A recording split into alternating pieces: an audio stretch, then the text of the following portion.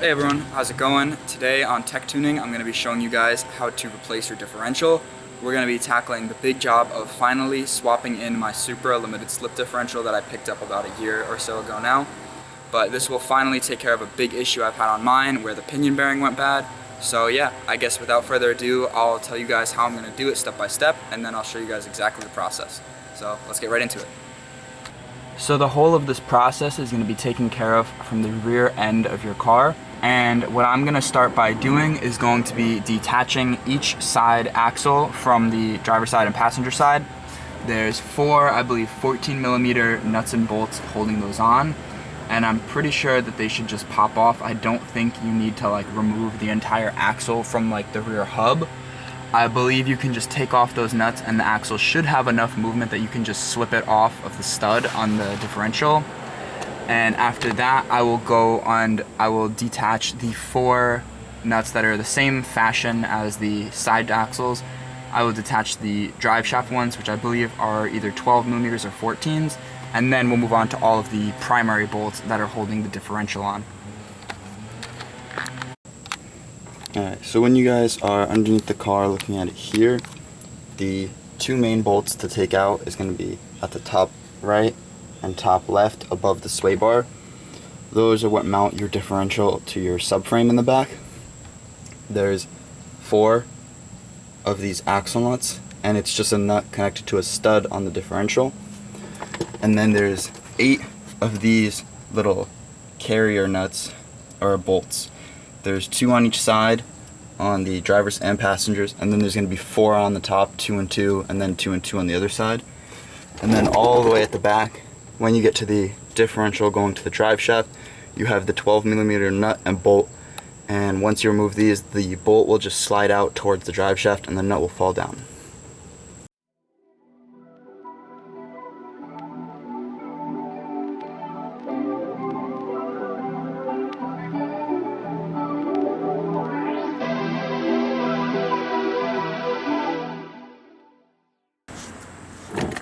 So as I hoped, you can see I was right that the axles do just fall right off once they're detached. So I'm just going to repeat the same thing on the other side, and then we'll move on to the drive shaft.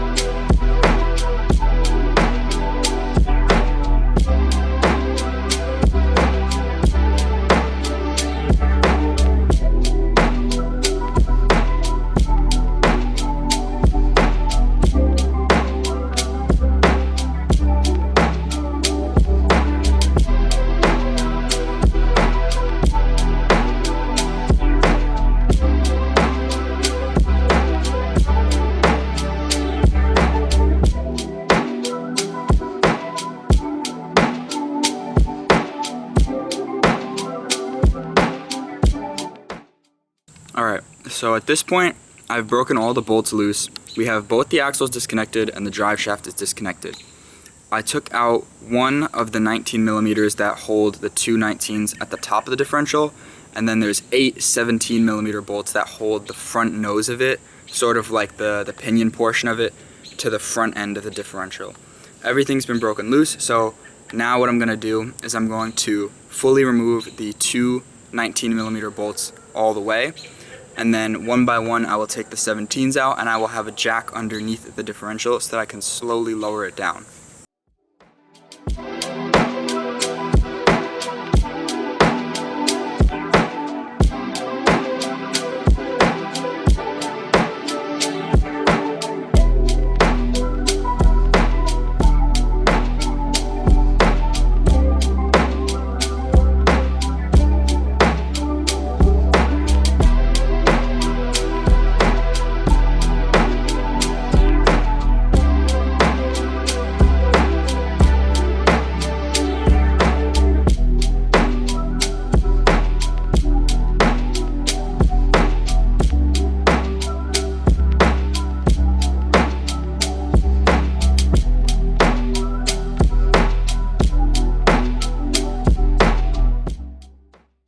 Alright guys, so it's the second day of swapping this differential. I left off last night because it was getting a little dark, but we left off with the diff fully mounted back up there, and all I have to do now is just go through, tighten all the bolts, reconnect one more axle and the drive shaft, and then we should be all done. So I'm just going to give you guys a good view of where we're at right now with it. As you can see, I made this little wooden platform to hold the front and the rear level when jacking it up. All it is some pallet planks that I screwed together, and this actually worked insanely well. My suggestion if you try to take this on yourself would be you can honestly do everything except for lifting it up and lifting it down by yourself, but at that point you would definitely need some help for someone to help keep it balanced. But making a little platform like this made putting it back up so much easier. So all we have to do is tighten down all these bolts. I need to reconnect the driver's side axle and the drive shaft, and then we should be good to give it a test.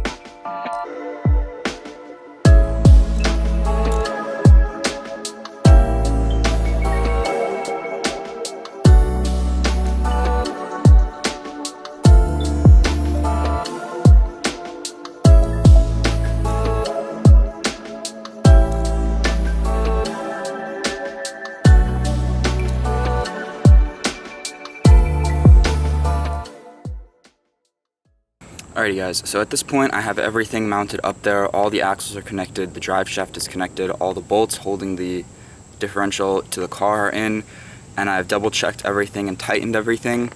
So at this point what I'm going to try and do is start the car while it's still on the jacks, and I'm just going to see if I put it into gear, if everything's moving smoothly and correctly, just to make sure all the work is good.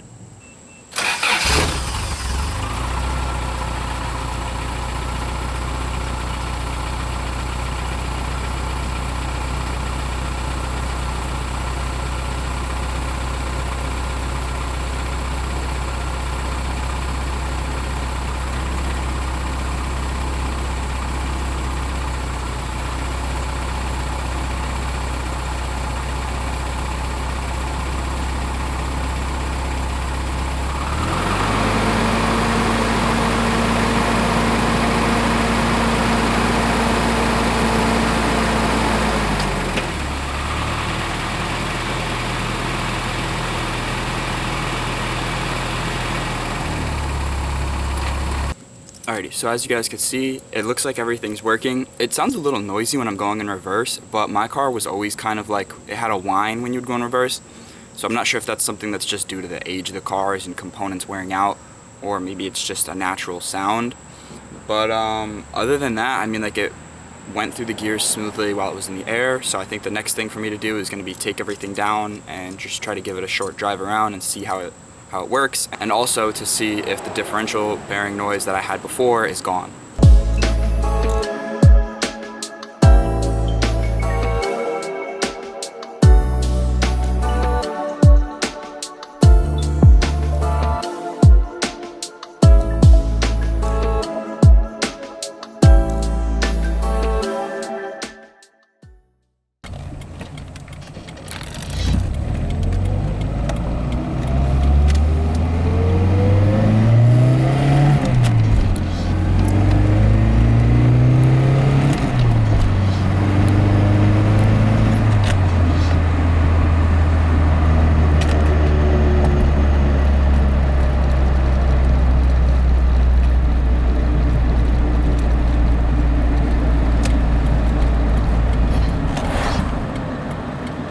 Alright guys, so that's gonna about wrap it up for this installation.